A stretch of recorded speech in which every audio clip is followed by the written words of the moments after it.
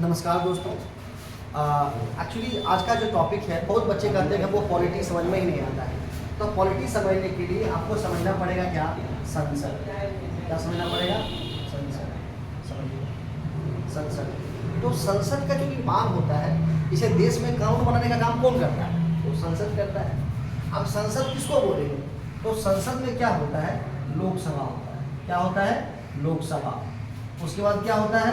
राज्यसभा। राज्यसभा। उसके बाद क्या होता है? राष्ट्रपति। राष्ट्रपति। कहने का मतलब कोई भी विधेयक कानून कब बन जाता है?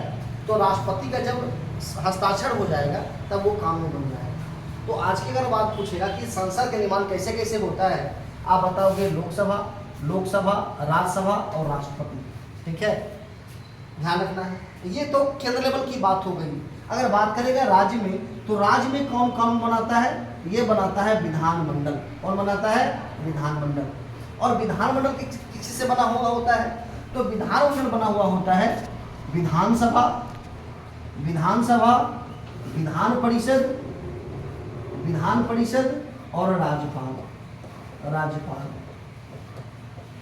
तो ये ध्यान रखना है आपको क्या, कि देश में कानून बनाने का काम कौन करता है? तो संसद करता है। तो राज्य में कौन बनाता है? तो विधानमंडल करता है।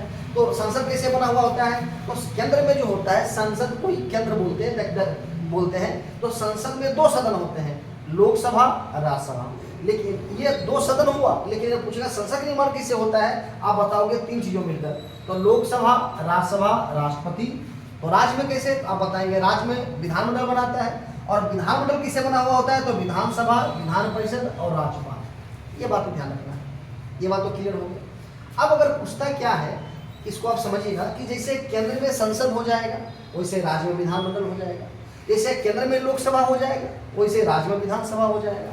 जैसे केंद्र में राज्यसभा हो जाएगा, वैसे राज्य में विधान परिषद हो जाएगा।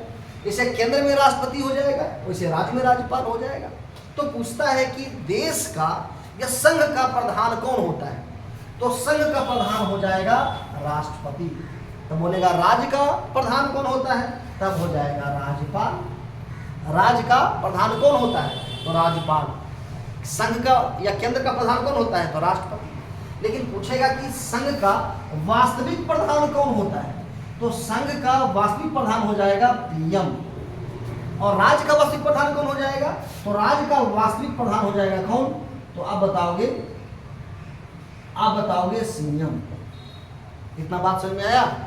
अब देखिए, अब समझते जाइएगा। ये समझ नहीं जाएंगे ना तो पॉलिटी आपके लिए क्या होगा, काफी आसान हो जाएगा। ठीक है, अब देखिए, अब संसद का निर्माण पूछता है कि संसद किस अनुच्छेद में है, क्योंकि पॉलिटी आप पढ़ेंगे कि जो भी चीजें कहा गया है संवैधानिक अकॉर्डिंग, तो वो आर्टिकल के माध्यम से ही कहा गया है। ठीक है, तो अगर बात करेगा कि संसद किस अनुच्छेद में है, तो सरला को याद रखना है। सरला, सरला।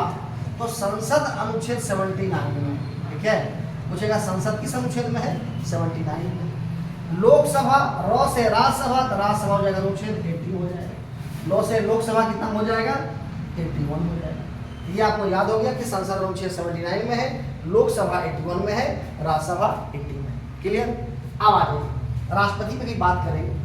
अब देखिए, बोलता है विधानमंडल, तो विधानमंडल अनुच्छेद 168 में, 168 में, याद रखना है। अब अगर बात करेगा विधान परिषद, देखिए ये विधान परिषद ना, ये विधान परिषद में थोड़ा लफड़ा हो जाता है। क्या कि विधान परिषद को कहा जाता है, जैसे राज्यसभा हो गया ऊपरी सदन, वैसे विधान परिषद भी कहलाता है ऊपरी सदन या उच्च सदन कहा जाता है। तो विधान परिषद ना केवल 6 राज्य में ही है, केवल 6 राज्य में ही है। पूछेगा विधान परिषद कितने राज्यों में है? तो विधान परिषद 6 राज्यों में है। और एक्चुअली विधान परिषद का काम है विधानसभा को नए नए विचार देना, नए नए सलाह देना का काम करता है। तो ये विधान परिषद अभी भारत के 6 राज्यों में ही है। पूछेगा कि विधान परिषद जो 6 राज्य में है वो कौन कौन से राज्य हैं? इसको 2 सदनीय वाला राज्य भी कहा जाता है। 2 सदन कहने का मतलब ये पहला सदन, ये 2 सदन। तो 6 राज्य कौन कौन से, वो थोड़ा देख लीजिए। एक आपका बिहार में ही है। पूछेगा बिहार में विधान परिषद है? तो बिल्कुल है। विधान परिषद का या तो गठन करना हो या समाप्त करना हो, अनुच्छेद 169 में। ठीक है, ये अनुच्छेद हो गया। पूछेगा विधान परिषद को गठन करना या समाप्ति करना, अनुच्छेद कितना में है? 169 में है। विधान परिषद कितने राज्यों में है? विधान परिषद 6 राज्यों में है। कौन कौन? तो बिहार और कर्नाटक, बिहार और कर्नाटक दो राज्य हो गया। दूसरा अगर बात करेगा, आंध्र प्रदेश से ही अलग हुआ है क्या? आंध्र प्रदेश से अलग हुआ है तेलंगाना। तेलंगाना का गठन हुआ है 2 जून 2014 को। तो 4 राज्य हो गया।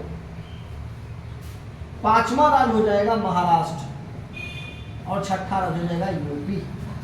यही वो 6 राज्य हैं जिसके पास में विधान परिषद है, मतलब 2 ही सदनीय राज्य वाला यही 6 राज्य विधान परिषद वाला। अब कई बार यहाँ से सीट भी आपसे पूछेगा। पहला तो विधान परिषद कितना अनुच्छेद में है? 169 में। इतना बात याद रखना है, या तो गठन कर सकते हैं या तो समाप्ति कर सकते हैं अनुच्छेद 169 में। बिहार और कर्नाटक में कितना कितना सीट है? तो बिहार और कर्नाटक में 75 सीट है, मतलब बिहार में भी 75 और कर्नाटक में भी 75। ये कई बार पूछा हुआ प्रश्न है कि बिहार का विधान परिषद का सीट किस राज्य के बराबर है, समतुल्य है? तो कर्नाटक का। कितना सीट है? 75 है। आंध्र प्रदेश की बात करेगा तो आंध्र प्रदेश में विधान परिषद का 58 सीट है, 58। और तेलंगाना का है 40, याद रहेगा। तेलंगाना का 40 है, आंध्र प्रदेश का 58 है। महाराष्ट्र जब बोलते हैं ना, महाराष्ट्र 8 आता है, महाराष्ट्र में 78 हो जाएगा। और यूपी है टॉप में, पूरा पूरी 100। तो एक बार विधान परिषद का सीट आपको ध्यान रखना है, किन किन राज्यों में वो देख लीजिए। बिहार के बराबर कर्नाटक के पास विधान परिषद है, कितना है? 75 बिहार के पास, कर्नाटक के पास 75। क्लियर। आंध्र प्रदेश से लगा हुआ है तेलंगाना, आंध्रा का है 58 विधान परिषद सीट और तेलंगाना का 40 हो जाएगा। महाराष्ट्र बोलते हैं 8 आता है, तो महाराष्ट्र में विधान परिषद सीट 78 हो जाएगा और यूपी में टॉप है ही 100 है। ये ध्यान रखना, बहुत बार ये प्रश्न पूछता है, इसको आप ध्यान रखिएगा। आगे आप देख लीजिए। अब देखेंगे यहाँ पर क्या, अनुच्छेद तो आपको क्लियर हो गया। ये 168 हो गया, 169 हो गया और ये आपका विधानसभा हो जाएगा अनुच्छेद 170। कोई दिक्कत नहीं। अब देखिए पूछता क्या है कि बताइए, जैसे मैंने पहले बता दिया था कि संसद के 2 सदन होते हैं, ये एक केंद्र में कानून बनाता है, विधानमंडल राज्य में कानून बनाने का काम करता है।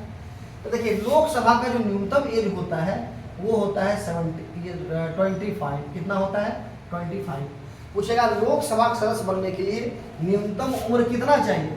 आप न्यूनतम उम्र ये हो जाएगा 25 वर्ष। राज्यसभा के लिए कितना चाहिए? तो ये आपका हो जाएगा 30 वर्ष। तो राष्ट्रपति बनने के लिए न्यूनतम कितना चाहिए? तो आप बताओगे 35 वर्ष।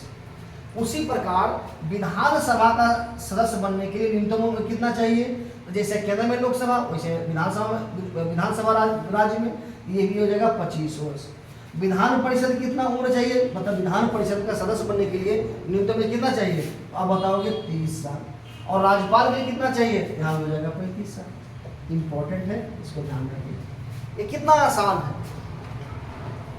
तो कहने का मतलब ऐसे ही हम लोग समझने का प्रयास करेंगे और कुछ बातें आप समझ सकते हैं। जैसे देश का सबसे बड़ा विधि सलाहकार जो होता है, जो विधि सलाहकार मतलब कानून के बारे में जो उनको राय विचार देगा, तो देश का सबसे बड़ा विधि सलाहकार, जैसे आप लोग क्या होता है, कुछ बार ड्रेस खरीदते हैं तो दोस्त से सलाह लेते हैं, बहन से सलाह लेते हैं, मम्मी से सलाह लेते हैं। तो देश का सबसे बड़ा विधि सलाहकार कौन होता है?